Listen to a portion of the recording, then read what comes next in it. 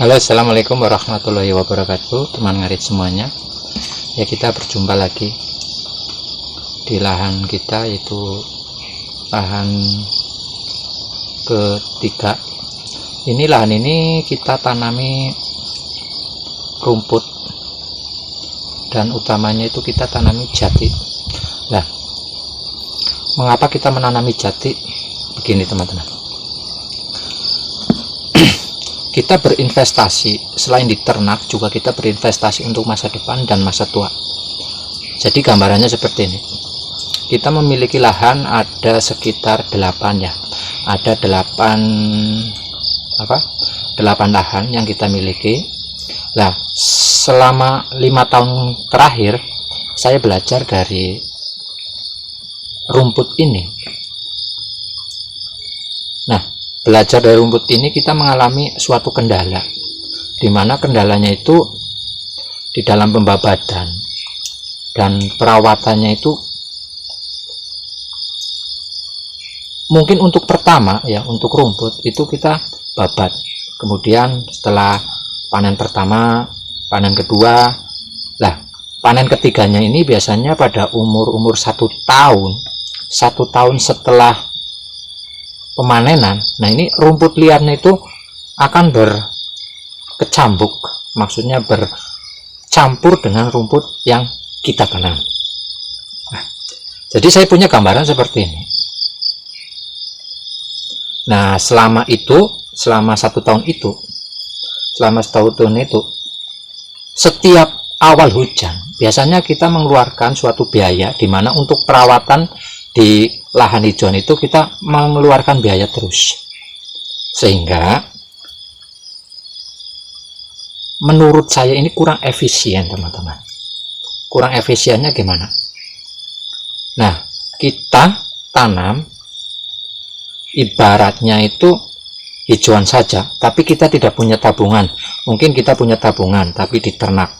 Akankah lebih baik jika ternaknya itu selain juga investasi, juga kita mempunyai tabungan di lahan.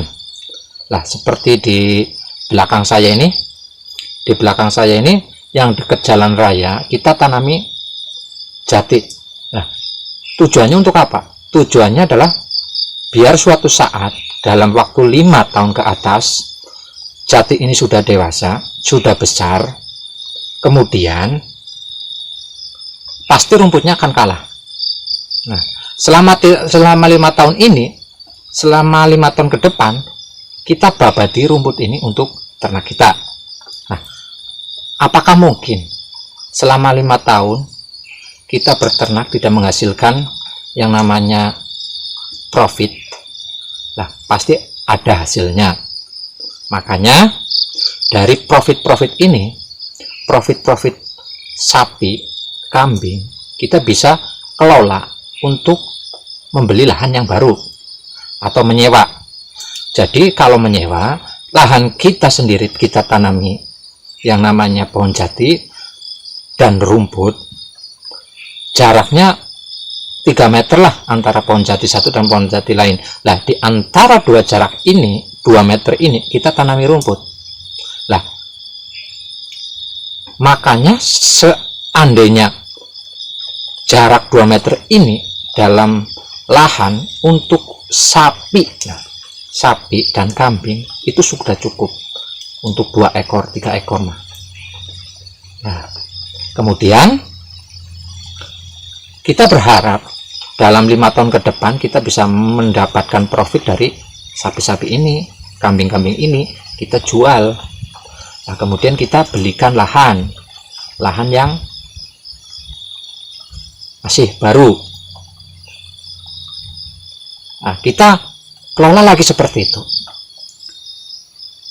Harapannya dalam 20 tahun, 30 tahun ke depan, kalau masih hidup, nah nanti kita punya tabungan yang ada di jati ini tanpa harus merawat.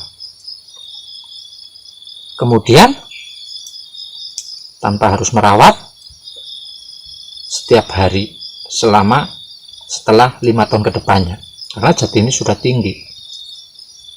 30 tahun itu dari 8 lahan, bayangkan satu lahannya, ibaratnya satu lahannya kita tanam 100 jati, kita tanamnya 100 jati, nggak usah muluk-muluk lah, kita panennya 10, berarti ada 80, 8 kali 10 lahan.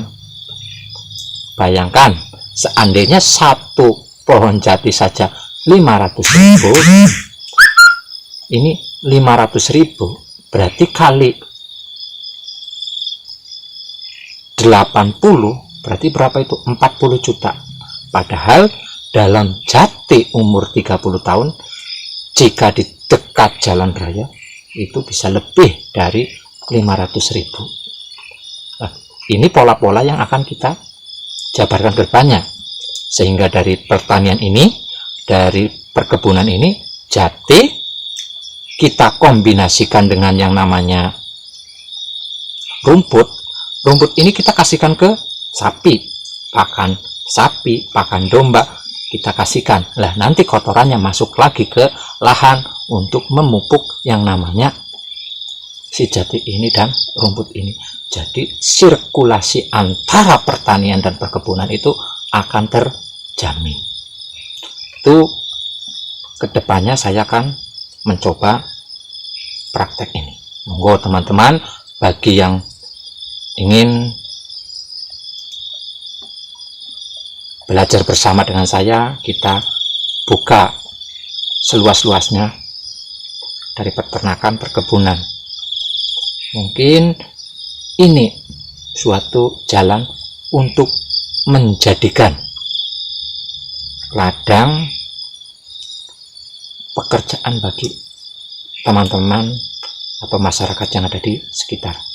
Kalau teman-teman suka dengan video saya, jangan lupa like, komen, dan subscribe-nya ya, serta bagikan kepada teman-teman yang lain.